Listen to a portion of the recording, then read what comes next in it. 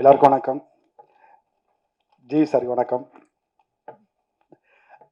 Rebel இந்த படம் வந்து எனக்கு ரொம்ப முக்கியமான ஒரு படமாக இருக்கும்.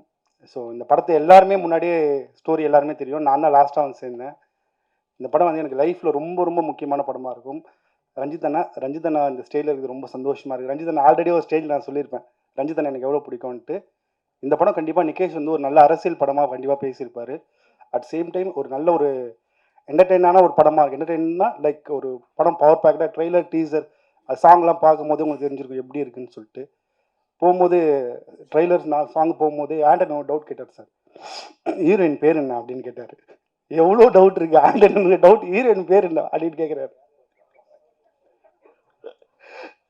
ஸோ இதை ஓகே ஓகே. ஸோ அதான் ட்ரெய்லர் பார்த்துட்டு அண்ணன் அந்த டவுட்டே அதுதான். ஸோ இந்த படம் வந்து எனக்கு இப்படி ஒரு படம் அமைஞ்சது ஸ்டூடியோ எனக்கு ரொம்ப நன்றி. அண்ட் நிகேஷ் ப்ரோக்கு ரொம்ப ரொம்ப தேங்க்ஸ் சொல்லிக்கிறேன். இந்த கதையை எனக்கு முதல்ல இந்த படத்துக்குள்ள நான் வர்றதுக்கான காரணம் தினேஷ் தான். தினேஷ்க்கு நான் ரொம்ப நன்றி சொல்லியிருக்கேன். எல்லாருக்குமே ரொம்ப நன்றி.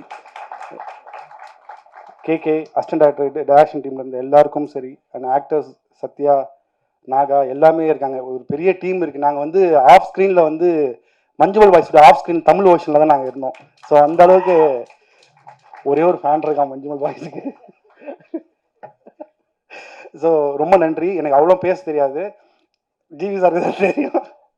சார் ஜிவி சார் வந்து எனக்கு ரொம்பவே பிடிச்ச மியூசிக் டைரக்டர் தாண்டி வெயில் படம் வரும்போது, அப்போ எனக்கு என்ன வயசு இருக்குன்னு தெரியல, சார் 16 வயசு நினைக்கிறேன் வெயில் வரும்போது. அந்த சாங்கில் வந்து ஒரு வெயிலோடு உறவாடி சாங் ஆகட்டும், உருகுதே மருகுது அந்த சாங் ஆகட்டும், எல்லா சாங்கும் அவ்வளோ மெச்சூராக போட்டிருப்பாரு. நான் ஜிவி சார் எனக்கு எவ்வளோ பிடிக்கும்னு இப்போ வரைக்கும் படத்தில் ஷூட்டில் ஒரு நாளுமே சொன்னதில்லை.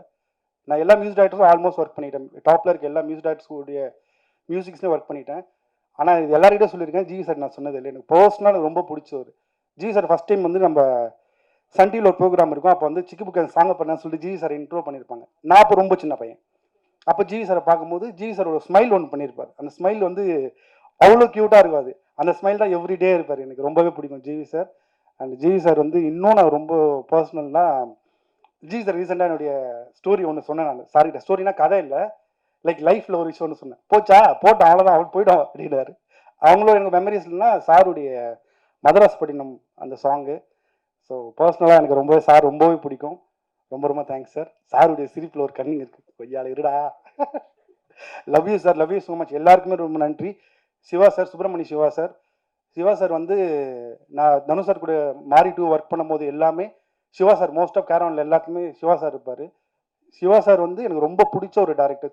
திட்டியில் வந்து எல்லா விஷயமும் அவ்வளோ சூப்பராக வச்சுருப்பார். இப்போ அந்த திருச்சிக்கு ஒரு நாள் கலெக்டர் ஆகிட்டு வர அன்றைக்கி இருக்குது அப்படின்ற அந்த டைலாக்லாம் வந்து சூப்பராக வச்சுருப்பார். எல்லாருமே இங்கே எல்லா ப்ரொடியூசர்ஸ் டைரக்டர்ஸ் எல்லாமே இருக்காங்க. எல்லாருக்குமே நன்றி. இன்னும் இவன் எந்த பேசுகிறான்னு தெரியல, ஏதோ டாபிக் போகுதுன்னு தோணுது. எனக்கு அப்படி தான் தோணுது. காரணம் எங்கள் ஜிவி சார் தான். Thank you so much. நன்றி.